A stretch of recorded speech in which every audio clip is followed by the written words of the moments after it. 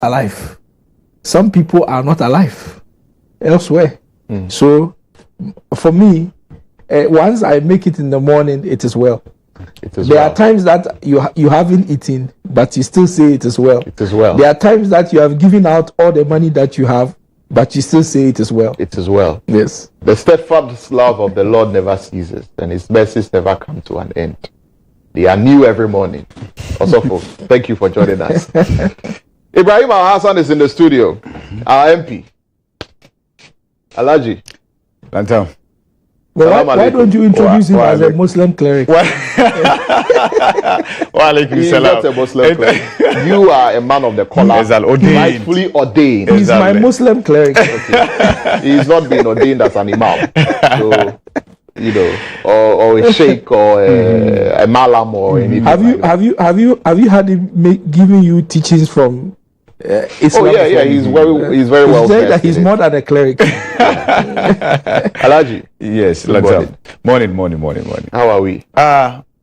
Of course, we're keeping body and soul together. What has been happening in Parliament? So a number of things have been happening in Parliament. Some new committees. Yes, the standing orders. Standing orders have been I'm changed. Sure your mind goes to the Committee of Ways and Means. Yes, Ways and Means. What is that? Okay, so it exists elsewhere, right? It is nothing humongous, so to speak. Because Ways and Means, when he mentioned Ways and Means, my mind goes back to GFA and Ways and Means and all of that. Yes. In our palace, yes, I get you. But Ways and Means Committee elsewhere, for instance, in the US, lobbying and what have you, all things that should happen behind closed doors before they come to the fore, as far as the legislature is concerned, that one is given to the Ways and Means Committee. But you can't fault people for thinking that down here, when you say Ways and Means, it means inducement, it means greasing palm and what have you. But won't it involve that? Because there's already a perception. You remember that there have been allegations against Parliament of them taking bribes and all of that. But you don't need the committee. Yes, but if there are people who are going to be in a committee that are going to be receiving people who are trying to lobby for A and B and you know trying to push this bill through to Parliament, trying to do that and all of that, they will come with all kinds of agendas and motives, right? I get you. So why are they going to guard against that? Okay. So in a committee like that. Now, I think, like I mentioned, there are many things that happen that ought to go through an official channel in Parliament. And so there is an interest group. And especially now that Parliament has opened the floodgate for private members' bills, right? Yes. Of course, any individual, any organization is allowed to lobby Parliament, lobby an MP for a bill to be developed and then presented as a private member's bill. There is an attempt to allow dual citizens to hold a number of offices that, as stands today, they are not allowed to, right, as dual citizens. That bill was put together by Professor Kwakwasari and co., but it's being shepherded by Kennedy Osenyako as a member of Parliament, right? So the Ways and Means Committee will attend to all these things. Like I said, lobbying groups. So, for instance, the anti-gay bill that we talk about, there are other interest groups that wanted to have audience with Parliament one way or the other. They had concerns. 2 days ago, the Amnesty International reps, led by their country director, Ms. Pattinson, they were in Parliament, right? So the point I'm making is that, yes, I understand why many people will think Ways and Means will mean something illegal. But trust me, you don't need a committee to bribe Parliament if there's anything like that. Like you mentioned, we didn't have Ways and Means Committee, but there were perceptions and there were allegations from members of Parliament. Members of Parliament. Yes. I mean, we've had many allegations. I mean, not just on one occasion or 2 occasions. There have been a number of times where there have been allegations of parliamentarians taking bribe. Including even the current speaker. He's on record to have said when he was a member of Parliament that indeed these things happen. Yes, and we've sat here and we've talked about this, that, see, we can say that MPs are corrupt, just as we say politicians are corrupt. But if we turn the mirror onto ourselves and we ask ourselves the demands we make of the politicians, the demands we make of the members of Parliament, we should ask ourselves whether we are not driving them into corruption. And we've had a conversation here. Yeah, well, that's a conversation if we start getting into right now. We may not. Yes. We may not finish. We may spend all the time. What Parliament is doing is attending to the standing orders. Yeah. Of course, they are going to split even the finance committee. Now we have committee on budget, specific on budget. We have committee on economy, specific on economy. Because we have overloaded the finance committee, where budget estimate of a number of organizations, agencies and ministries will have to go to the finance committee. Now with the splitting of the committee, we'll have maximum 18 members on one particular committee. And that's a good thing, because as it stands now, finance committee has about 25 members. That's huge. So, and not just that, there are other things that the existing standing orders do not cater for, that will now be catered for. I understand the appointments committee will now be chaired by a member of the minority. Exactly. Instead of a member of the majority side. Yes. Together with, what's the name? You talk about government assurances committee and what have you. Yes. Yeah. And even the numbers. So, for instance, there are other committees. Elsewhere, the finance committee is chaired by the opposition, the minority. Yeah, that's because you have to scrutinize the public expenditure. Yeah. And you can't comfortably do that when you belong to the same party as the government, right? These are all things that they are tinkering with. But this has been years in the offing. It started under Duajao as a speaker, even before then, and then Professor Michael Kwe, and so then it is now seeing the light of day. Wow. Wow. Interesting stuff. Another issue that was quite topical on the floor of Parliament has got to do with this leaked audio, right? Yes. This leaked audio that everybody's talking about, purporting to have the voice of a politician and a senior police officer. Some names have been mentioned, but we don't know if they are the ones. They've not come out to deny. Even though their names have been put out there, they've not come out to deny and say that they are not the ones in the audio. And we don't know whether it is AI generated or whether it is doctored or, whatever it is. But there is an audio out. I think the Speaker of Parliament constitute or has directed that a 7-member committee be constituted, 3 on the minority, 3 on the majority, and 1 technical person to be a member of that committee to look into it. Wilberforce, let me start with you on this. I'll come back to IB. He was in Parliament when all of this was happening. And I think it was first played on Star FM, right? Yes, we broke that story. Yeah, Star FM broke that. For obvious reasons. Yes. Oh, okay. What are the obvious reasons? So, no, in fact, both of us will be shocked that the obvious person he's looking at, I rather was the one who alerted the obvious person of the existence of this thing. Yeah. In fact, even the IGP didn't know about the existence of this audio. Yeah. Yes, yes. Wilberforce, I know you've been following the conversation surrounding this leaked audio, and I know you've listened to it. What has been your thought process? Well, so when I heard the voice, I asked some questions, and the questions that I asked, really, perhaps the top of it is, who were the people involved in this conversation? Yeah. And if you listen to the audio distinctly, you can hear the voice of Buguri Nabu, who is a former official in the New Patriotic Party. Currently, he holds no official position. Yeah. And then I'm not too sure about the COP, because I've met him before, but I cannot independently verify his voice. But from all indications, people who know him appear to think and say that it is clearly his voice, which is a COP Alex Mensah. But there's somebody in the voice who is heard leading on, and as it were, pushing. Okay, sir, and those kind of things. And then that person is not identified. But clearly, when I listened to the entire audio, I asked myself another question. Is there any identifiable lead government official in that voice recording? Nope. And if you stand somewhere and say that the government or government officials are plotting to remove the Inspector General of Police, and your basis is the leaked tape, the first question that I'll ask is that how many government officials are on that tape? for example, a minister of state or somebody who is in the security architecture of our country, at least the Minister for National Security, the National Security Coordinator, the Interior Minister, somebody like that, or somebody of that sort, or somebody from the presidency, Secretary to the President, or Chief of Staff, Deputy Chief of Staff, or somebody.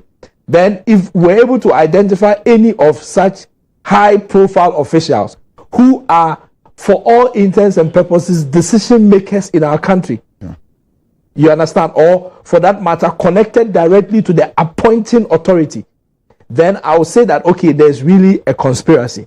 But if some people were sitting at a beer bar and having a beer bar conversation, and then somebody decided to record it, and once it is recorded, it is put out there for it to look like the government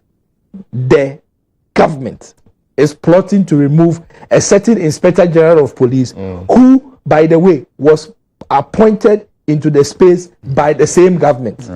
When has that been the conversation? Has that been the conversation that, you know, the government is plotting to remove the IGP? Well, to the best of my understanding, I think the conversation has been there's someone within the police service who feels he wants to be IGP that is not happy, and so is plotting. Well, that person, to usurp his that person boss. that person they are talking about, as we speak today, is on terminal leave, because the person has reached retirement age. In September, the person attains 60 and is exiting the police service. And so currently that person is on leave, pending retirement. So by the rules, maybe, I mean, the president can appoint and give the person a contract for 2 years or for 3 years. We've seen some of them. I think Opon Buenu was extended and all that. But all I'm saying is that the conversation out there, as I have heard, it's that there is a plot to remove the IGP. There is one appointing authority. And if the IGP is going to be removed, there is going to be one removing authority. There cannot be more than one removing authority or one appointing authority. And since 2017, this particular Akufo-Addo administration has appointed two previous Inspector General of Police, and Mr. Dampare is the third person, or Dr. Dampare is the doctor. Dr. Dampare is the third of 3 appointments that President Akufo-Addo has made. The last 2, how were they appointed? How did they leave office? They were appointed Inspector General of Police by the President in consultation with the Council of State or the others, and then when they reach retirement age, the President asked them to proceed on leave pending their retirement. I remember when he appointed the Apietu, Asante Apietu, he proceeded on leave pending retirement. Opon Buenu proceeded on leave pending retirement. None of them were removed. And so when Mr. Dampare was being appointed, at the time of his appointment in 2021, he was 53 years or so. And so everybody who was appointing him knew that, barring any changes or resignation or anything, he was going to be in office for 7 years. And that 7-year period will transcend the administration of Akufo-Addo. If a new president comes and the new president thinks that I should work with a new IGP, he can ask you to proceed on leave and appoint a new person.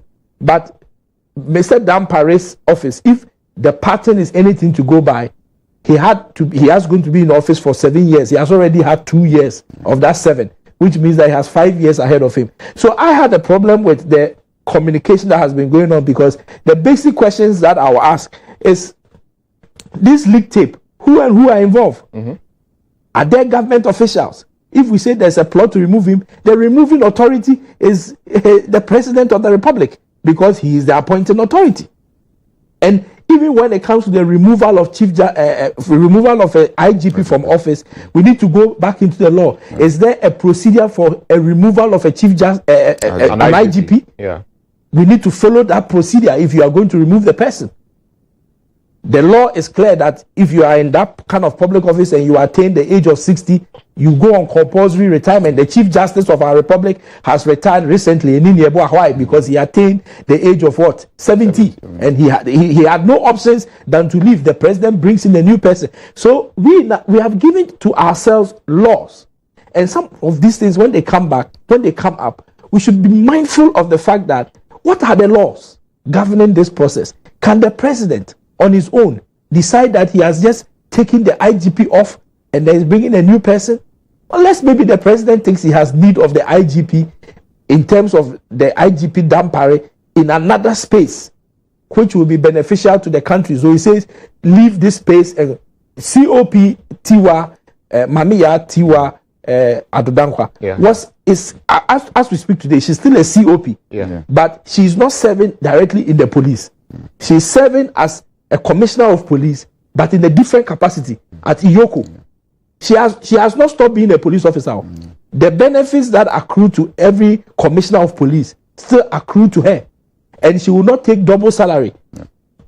You understand? Because she's being paid from the consulate. All these things are there. So removal processes of some of these things are laid out, and it just doesn't happen. People may have grievances. I mean, I was just wondering if you wanted to remove the IGP, how that was going to play out. Because the IGP is the highest position one can attain within the Ghana Police Service, and you have to be a COP before you get there. So from COP then to IGP, and there can only be one IGP. So if you are taking someone out as an IGP, that is a demotion. And a demotion will require you to have done something grave, or there to be, some breach in the code of ethics, or, something of the sort for you to go on interdiction or something. So I'm just wondering what at all, would be said about Dr. Dampare, or what reason the president could reasonably give to say that, okay, you are no more the IGP. So, I mean, so are you coming to come down to go and serve in another capacity within the police service, or what? Or maybe to the point that you made, maybe another higher position which is going to be beneficial to the country, and then you are taking it out. But I really don't see it. Yes, but we also have to take note of the fact that the police service is always bigger than one person. There are how many police officers in our country? I don't know the total number of police, but give or take, I'm not sure we have less than 20,000 police officers in the country. The IGP is only one of the 20,000. I'm just pegging it at 20,000. I stand to be corrected. I don't know the total number of police people in the country. Maybe we can check it on Google and find it. Yes, but I'm only saying that in the police service, the IGP, who is the lead administrator of the police service and the lead interior officer of our country, is one person. But there are several other police officers. In fact, when you go into the police service, you will get to know that there are a lot of high-ranking senior police officers who contribute daily to the territorial integrity of our country. 30,000. 30,000. So I'm just 10,000 shy. So the 30,000, the IGP is just one of the 30,000. And so the well-being of the entire 30,000 police force in our country is as extremely important as the well-being of the IGP is. And I want to believe that the IGP, and I know for a fact that the current IGP, he served in multiple portfolios in the police service before becoming IGP. There was a time that he was in charge of police welfare. There was a time that he was in charge of the police academic institution at Winneba. There was a time that he was Greater Accra Regional Police Commander. There was a time that he was in charge of administration in the police service. So he has served in all the portfolios, if almost all the portfolios, if not all, before he attained the highest office in the service. And so he has a fair understanding of the needs, requirements of everybody in the police service. And all of those things, for me, I believe was preparatory for him to attain the highest office at such a time as this. And so if there are any tensions, if there are any conflicting situations, if there are any difficulties and challenges within the police service, I think that he should pay attention to it and deal with them. Because some of these agitations when you start hearing them, when they start coming up, don't gloss them over, or don't gloss over them. Don't turn a blind eye on them. Some of them could be, and there could be undercurrents to some of the agitations that are coming. And everybody who is a smart manager of people, smart manager of an institution, when you start hearing such complaints and things, you will treat them as important. You will give them the attention they deserve, because they are undercurrents, and most of the time, if anything would explode, it always starts from the ground. Yeah. It starts boiling at the ground. Yeah. And then if they are not dealt with or arrested, then it explodes. So for me, I think that some of the things I've heard as a result of these things all point to the fact that perhaps all may not be well with the base. And there was a need for those who are the helm of affairs to retreat, get to know what are the issues at the base, solve them, and make sure that we have a strong force. Sometimes they say that not all that glitters is gold. Is gold. But is it not possible for people to try and influence a decision of the president to remove someone from office? Well, it's not possible. The current president. I mean, we've seen some of these things happen before. Yes, and I'm not going to discount it. So perhaps they felt Bugri Nabu is an influential person and could get them to a position, or to get them to another person who has some real influence over the president, and lay out a certain to the president that because of ABCD, the IGP has to be removed. I mean, that is a trajectory that they were trying to take, if you listen to the I understand. But the current president, Nana Addo Dankwa Akufo-Addo, all his 6.5 years in office, has he in any way shown that he removes people from office based on public opinion? Have you seen it? Can you point to one such example? Can you point to one? He is the appointing authority. He appoints people. He can appoint, he can disappoint. We have seen him remove some people from his office, and we have seen him appoint people to his office. We have seen him retain people to his office. So for all the happenings the last 6.5 years, can anybody sit anywhere and conclude that when the president appoints people based on public pressure and individual pressure and things, he removes them from office? You know, but it's interesting because this same Bugri Nabu, I think, had an issue with Otikwa Afisa-Jaba, and she was gender minister, and then she was removed and given an ambassadorial role, and then she rejected and resigned from politics. So how about that? Isn't that curious? But who said that Bugri Nabu's problem he had with? Well, that is where this whole thing, started playing out. But I'm saying that from what we understand from the grapevine, there was a meeting at the Flagstaff House. Thankfully, I've been reporting all of that. Thankfully, and then in the aftermath of that, she's not gender minister anymore. Well, she's given an ambassadorial role, and then she rejects it and resigns from politics. Let me make. Thankfully, I've been reporting from the presidency for 6.5 years. I started from this station, you know, and then I went to Asasi Radio, where I am, and I continued to report from the presidency. I will not say I have seen it all, but at least I have a fair understanding of appointments, disappointments, removals, and non-removals. But I don't think that any of them have been influenced by a lead tape or a public opinion issue and all that. The president, for example, there was an investigation about people coordinating a certain you remember agenda Aditi's investigation and lobbying. Aditi's investigation resulted in the removal of, I believe, the Upper East regional minister. Yeah, you understand. Anas's investigation led to the removal of Edu Boahen. And these are all stated issues. Investigated issues. There was an investigation about cash for seats concerning Alan Chemanting. The investigations was done. Nobody was removed. Why? Because the investigations concluded that there was no proper evidence. There's been, when the president was taking his second term in office, he said that everybody who was a sitting MP who lost your seat, you can no longer be in his government, because he has to appoint majority of his appointees from parliament. So if you were there and you were a previous minister and now you are out, he cannot appoint you a minister again. Why? Because he needs to appoint majority of his ministers from parliament. And so a lot of those people who were appointed, who lost their seats, all went out of their appointments. So I'm only saying that we can analyze how this government has made appointments. And again, office, state such institutions like police service, chief justice. The president has appointed 3 chief justices since he became president. He appointed Justice Sofia Kufu. Sofia Kufu served, retired, left. Appointed Edin Yeboah. Edin Yeboah served, retired, has left. Has now appointed Gertrude Tokonu. Gertrude Tokonu is 7, will retire in 9 or so years, and will leave. At that time, there will be a different president. That president will also be invited to appoint a new chief justice. So they are clear. Right. Ibe, let me come to you now on this. And of course, you were in Parliament when these issues were raised, the committee was set up, the debates and the conversations that were had and all of that. So I believe that would also come into play in your submission. Most definitely. Let's zoom in and put matters into context.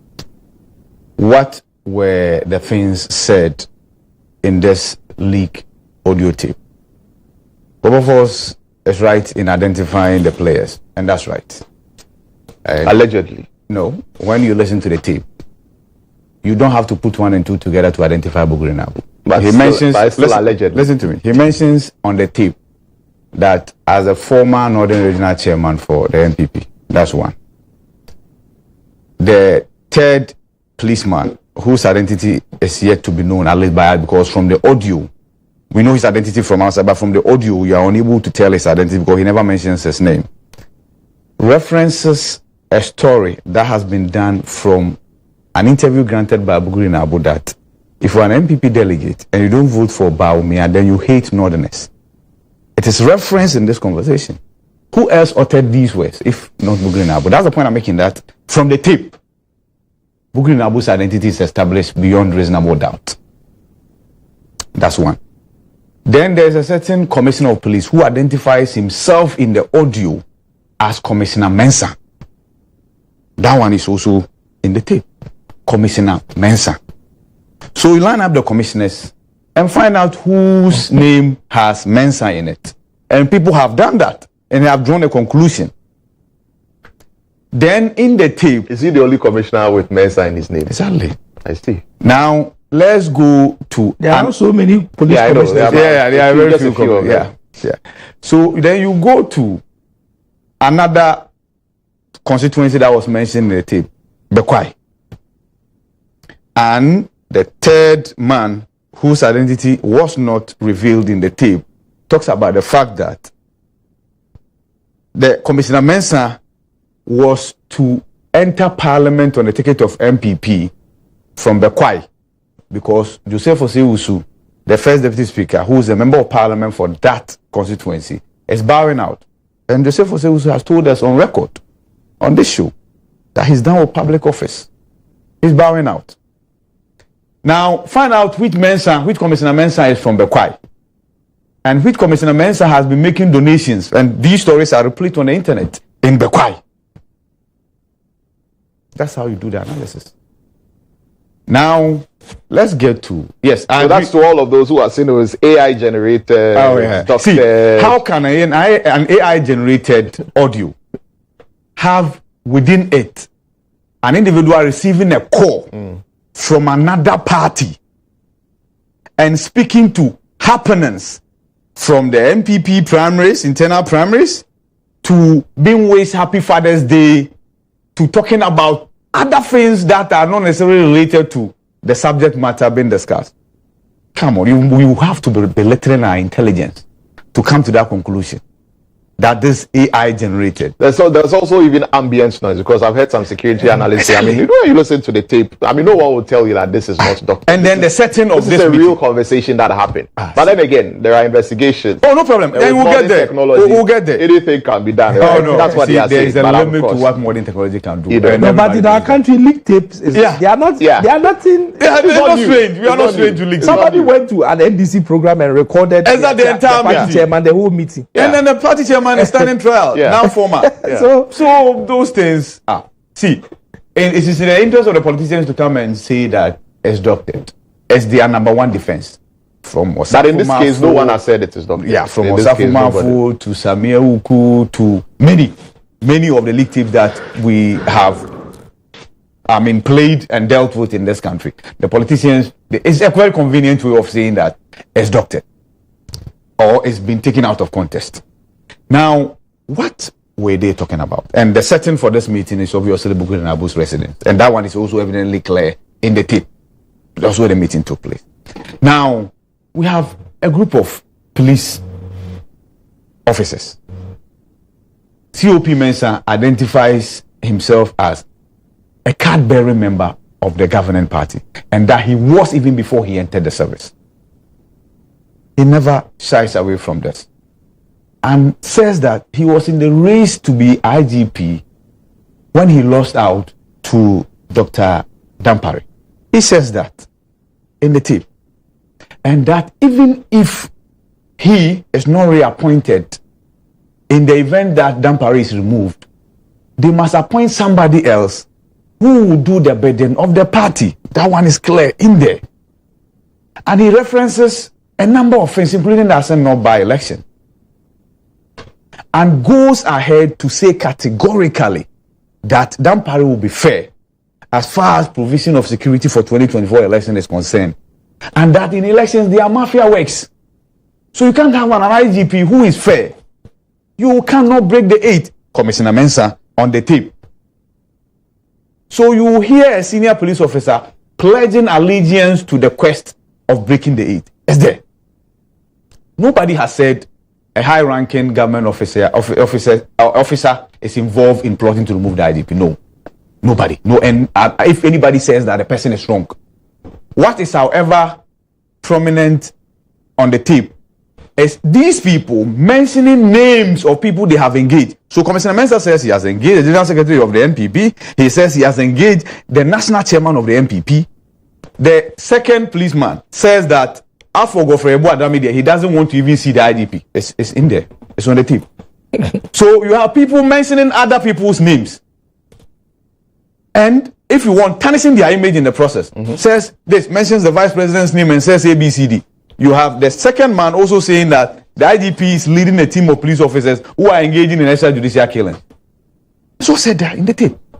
And that's how come it's befuddling for anybody to think that this tape emanated from the IGP. Why would the IGP bring out this tape that has on it an allegation against him that he's engaged in extrajudicial killing? You get the point? So all that has happened. It's good. When I engaged the Interior Minister together in the company of other journalists, he mentioned that the IGP is going nowhere. And then goes further to say that he is impressed with the performance of the IGP. Yeah. That's one leg.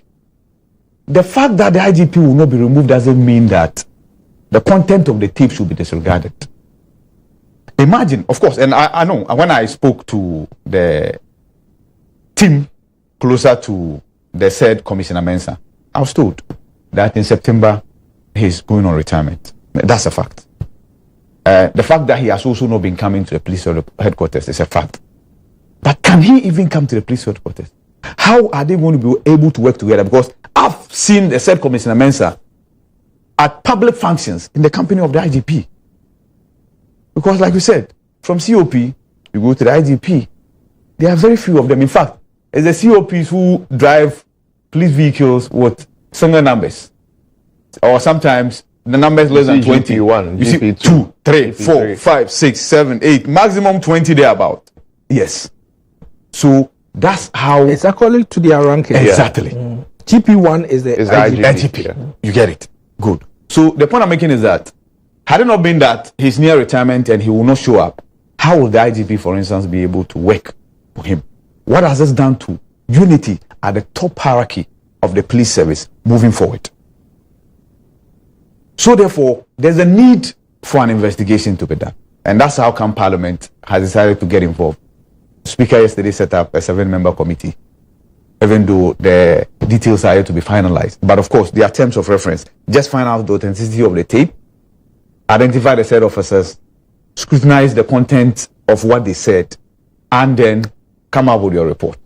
But even that, many have said the president also needs to speak because, like both of us said, the president is the appointing authority. The Interior Minister, of course, when he was asked a direct question as to whether there's a plot to sack the IGP, he said no. there's no set plot, there won't be set plot, and the IGP will be in office per the terms of his engagement. But other people have said that the interior minister is equal an appointee of somebody else, just as the IGP is an appointee of the president. If the president says the IGP is not going anywhere, then maybe it's true that the IGP is not going anywhere. But like Wilberforce said, if the president even decides to remove the IGP today, what will be the basis? Per what the Supreme Court has told us. You cannot ask anybody to proceed on leave for that long pending his retirement or her retirement. That's illegal now. And that has been made abundantly clear. In the past, presidents have abused that. And Officer Dampare is not anywhere close to retirement. You cannot have. Politicians can ask you how many years to be on leave. No, but it's when they say accumulated leave, they start from the very day you enter the service. Oh, come on. But you also have to take note that the IGP has a right to resign. Oh, yeah, obviously. Yes. And I'm stuck forever. No. He can decide that he's moving on. Exactly. What about that? And then you can be asked to resign. You get it? You can be asked to resign. Depending on circumstances, all kinds of things. Yeah, but I'm wondering what circumstance. That's the point. Because as far as we are concerned, Dampare has been a very good IGP since he took office. And I think there is a general consensus nationwide about the work that but you see, Dr. Dampare has and been I doing. understand, and I'm going back to the point that I was making, and that is that the police service is an intelligence institution. They operate by intelligence. The intelligence is not just to arrest bad people. The intelligence that they operate by is also for the well-being of the service. It's the same with the military. It's the same with immigration. It's the same with the prison service. They all operate by intelligence. So sometimes there could be certain things happening within the service. People agitating within the service. Concerns about promotions. Concerns about remuneration. Concerns about treatment of superiors or treatment of juniors and all those things. All of these things are based on the decisions, actions and inactions of the people at the top. So sometimes when you start hearing agitations from the ground, it is enough reason for you to retreat and then start finding out and investigating what is leading to people's choices in this regard, people's comments. All those things inform people at the top as to decisions that they should make. We take intelligent issues everywhere. In this organization, your management will hear the agitations of staff. Maybe staff are complaining about processes of getting to work, means of transportation, maybe allowances also. All those things, you pick them and it informs policy. The police service is no different. And so my only caution, and the Inspector General of Police is somebody that I can speak to. You understand? And I can sit on national television and say he's somebody that I can speak to. But I'll just say that when some of these things are happening, and this leak tape is just one of several things. You understand? So when some of these things are happening, there are enough reason for anybody who is in leadership to retreat, find out, get to data, get information, analyze, and then act based on the findings that you make. There are several senior police officers who have served in the police and have retired. Some of them are out of the service, but they still have an ear in the service. They hear things, they see things, they have seen how things have been done in the past. They have seen how things are being done now, and they know how things can be done things can be done in an improved manner. So these are times when you don't go public crying, you retreat, understand what the issues really are, and deal with them internally. And believe me, believe you me, the Inspector General of Police, Ekufu Dampare, knows better than I do. Well, so, of course, as for agitations within establishments, they will be there. It led to many things. Is Charlotte say EC chairperson now? No. How did they start? It started with a group of people petitioning the president, right? stated misbehavior. Procurement breaches. Yes. Exactly. Good. Is Domelevo the Auditor General today? No. So sometimes the agitations might not be public, as Wilberforce said, that there might not be, the president is not swayed by what the public wants. Sometimes the public you are looking at might be party as a public, the party, because the party put you there. Lantam, if where you are seated today is a political position and you are given this position by a politician who is sponsored by a party, if the party has a say as to how your conduct is, be worried. You get the point I'm making, because the president might not go with the flow and say that the public is agitating, so let me listen to the public. There have been many instances where the public has agitated. I think the only time where I saw results from public agitation will be drop that chamber, when government wanted to put up a new parliamentary chamber, and there was a groundswell of opposition from the public. It was dropped. Now, the reason why I said we might not be privy to the public that the president is listening to is that, like I said, the removal of Domelevo shocked virtually everybody, including civil society organizations. But he was removed. You can't tell me that if we were to conduct a poll about Charlotte Osei's removal, we have had overwhelming majority of Ghanaians saying that Charlotte Osei should be removed. But we went through the process. That was triggered. And she was removed. As to who the president appoints and disappoints, it's prerogative, but he listens. He ought to listen. Not just the Council of State, not just ABCD, but sometimes the party that put him there. And they all do. It doesn't matter which party put you there as a president. If you are a president and you don't listen to your party, you are in trouble. What you do is that you marry the two. Okay, the party's demand as against what will serve the national interest. You meet each other halfway. What am I driving at? If there are agitations within the police service, it's up to the IGP and the police council, which is chaired by the vice president, to address them. The police have been agitating over Cap 30 and then Senate, that their pension, they were going to be moved to Senate. Meanwhile, there's a special pension that has been created for men in uniform, and that's Cap 30. And that one at least puts them a little ahead of those under Senate. Agitations upon agitations. It was led by the police service, the top hierarchy, the interior minister, and those matters have now been resolved, that you remain where you were. We are not migrating you to anywhere. Agitations about promotions. As we speak, there are others who think they will go to court from the service. That is automatic. That if I go to school and, for instance, I get a master's, my promotions will be automatic. The system says no. Promotions should not be automatic just because of your qualification, educational qualification. No, there are many nuances that come to play. There are others in there who are unhappy. Either go to court, or you petition the council, or you go through the process, the channel. As a country, as we sit here, you can't tell me that everybody is happy with the president.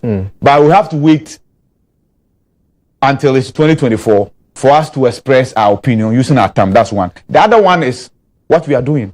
We talk about it. If you want to demonstrate, you demonstrate. If you want to petition the president, you allow. Petition the president. You get it. But it doesn't result in anybody scheming to say that let's remove the president. That would be treason.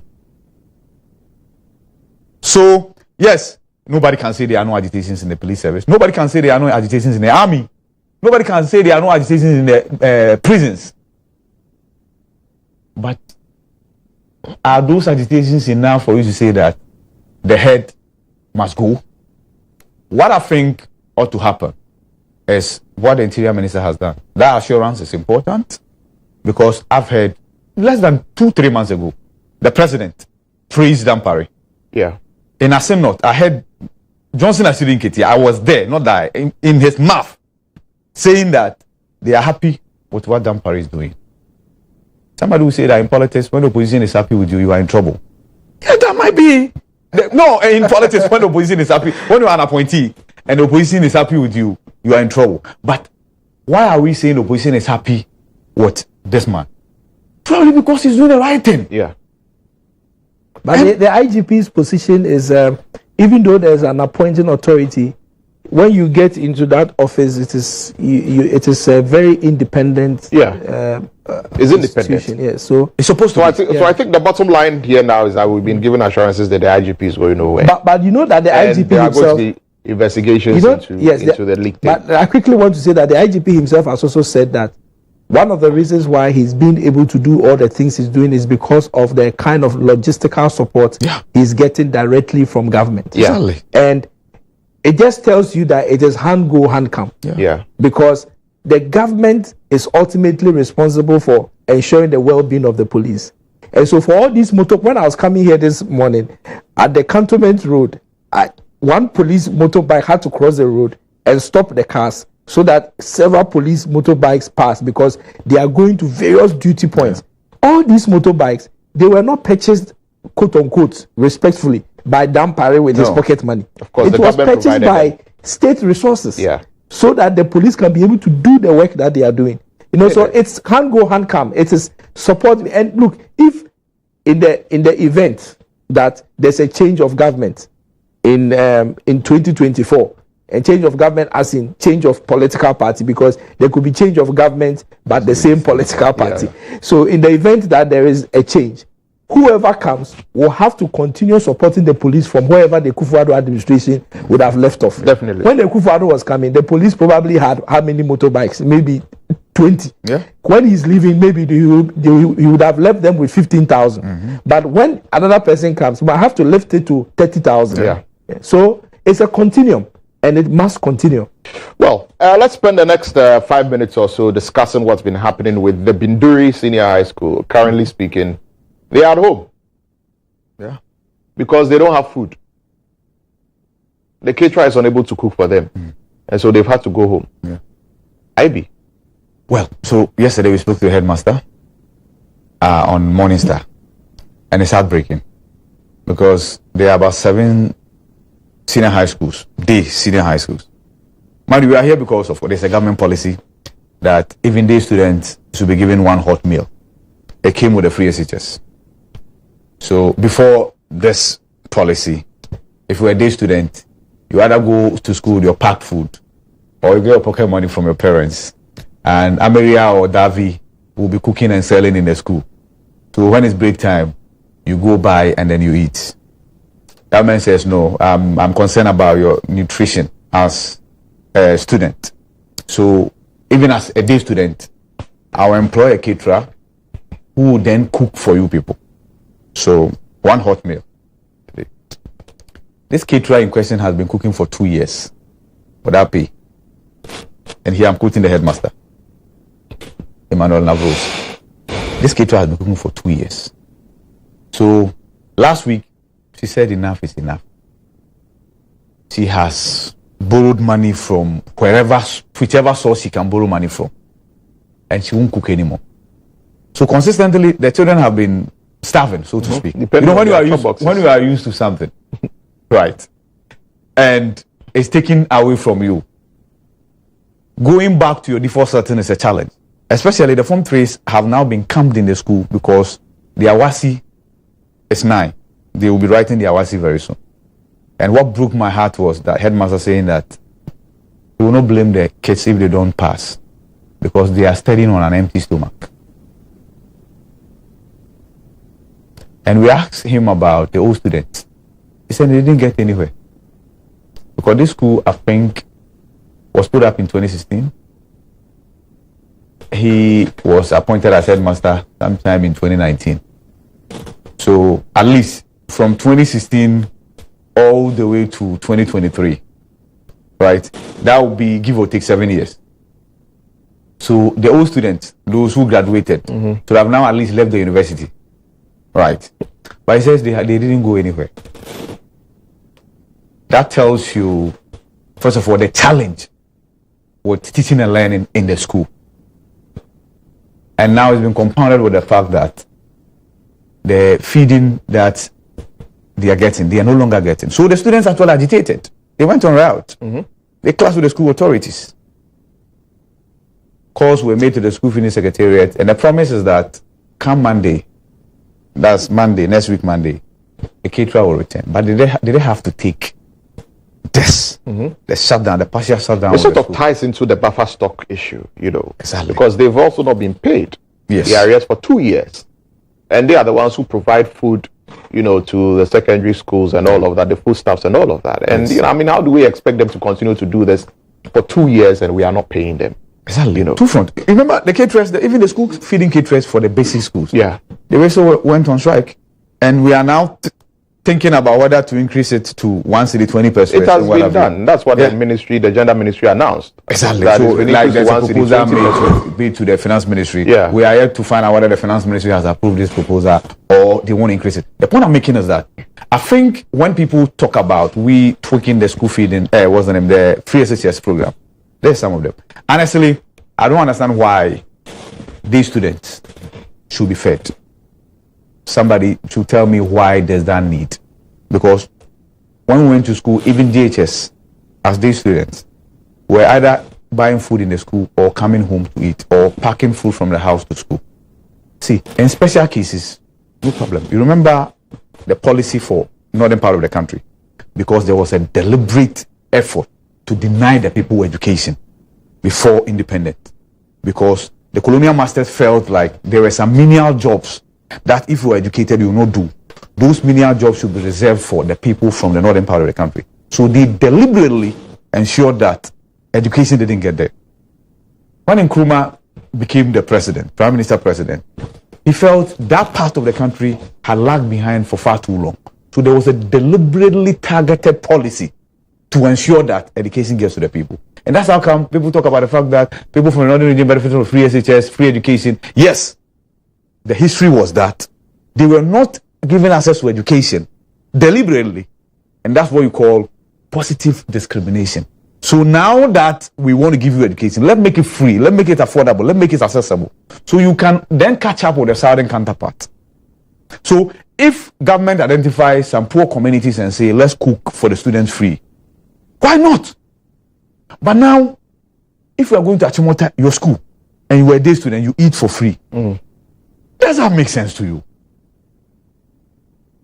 So something must give. And it's good the IMF itself has agreed that, see, we need to relook at the free SHS and at least tinker with it a little and ensure that it benefits all of us while our coffers are able to contain it. So basically, we are told next week the kids will return to school, they will have food. Yeah. We should ensure that happens. Well, Oberforce, let me come to you on this. So, clearly for me, there are two things that stand out. The first is the fact that the school feeding program is a good thing.